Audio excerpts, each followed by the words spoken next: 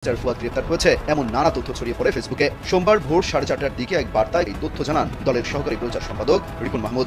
সেনানিবাসকে উড়িয়ে দিতে চাওয়া সেই ব্যারিস্টার ফুয়াদ তিনি গ্রেপ্তার হয়েছেন। তার সঙ্গে যে 15-20 জন ছিলেন তাদেরকেও একই অপরাধে গ্রেপ্তার করা হবে। বর্তমান প্রতিনিয়ত দিনের পর দিন নানান জায়গায় একের পর এক একটা মনে করেন মিটিং হচ্ছে সেনা প্রধান ওয়াকারের সাথে।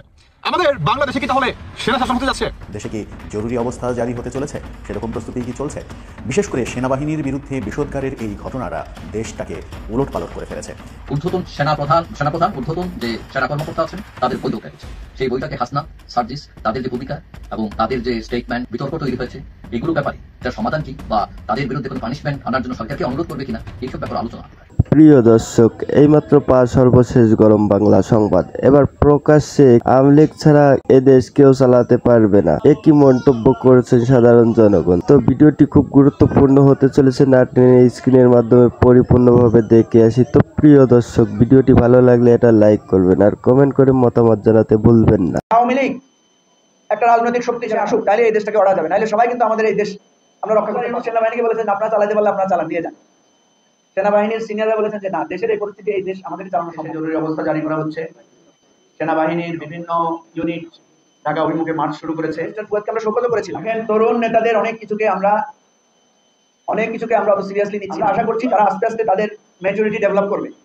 আমি তো আপনাকে ইঙ্গিতে বলেছি যে এই ধরনের আলোচনা অনেক রাজনৈতিক নেতাদের সাথে মাননীয় সেনাবাহিনী প্রধানের হয়েছে। কেউ তো এটা পাবলিকলি এনে এই ধরনের হাইপ তৈরি করে নাই, ঠিক আছে?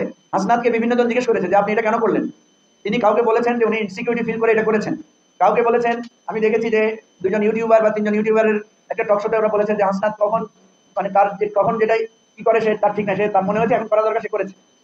সেজন্য আমরা এই জন্য আহ্বান জানাচ্ছি যে এতদিন তারা ছিলেন ছাত্র জনতার কণ্ঠস্বর আকারে, এখন কিন্তু একটা রাজনৈতিক দলের সদস্য। রাজনৈতিক দলের সদস্যদেরকে অত্যন্ত বিবেচনা প্রসূত হতে হয়, অত্যন্ত চিন্তাশীল হয়ে কাজ করতে হয়।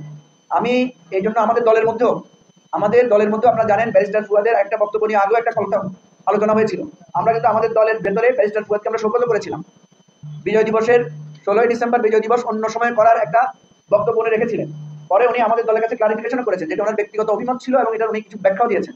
সুতরাং আমি মনে করি রাজনৈতিক নেতৃবৃন্দের বক্তব্য অনেক বেশি সতর্কতার সাথে দায়িত্বশীলতার সাথে দিতে হবে। কারো পক্ষে সম্ভব না, এককভাবে সম্ভব না যে প্রফেসর ইউনূস সেনাবাহিনীকে বলেছেন আপনারা চালাতে পারলে আপনারা চালান, দিয়ে যান। সেনাবাহিনীর সিনিয়ররা বলেছেন যে না, দেশের এই পরিস্থিতি এই দেশ আমাদের চালানো সম্ভব না। এ দ্বারা কি বোঝা যাচ্ছে? এই পরিস্থিতিতে দেশ এককভাবে কারো পক্ষে চালানো সম্ভব না। আমরা কিন্তু ডক্টর ইউনূসকে বলেছি যে আপনি একটা ভুল করেছেন, শুরু থেকে আপনি রাজনৈতিক দলগুলোর সাথে সমন্বয় না করে দেশ চালাতে চাইছিলেন। সেই কারণে আজকে অনেক জটিলতা তৈরি হয়েছে।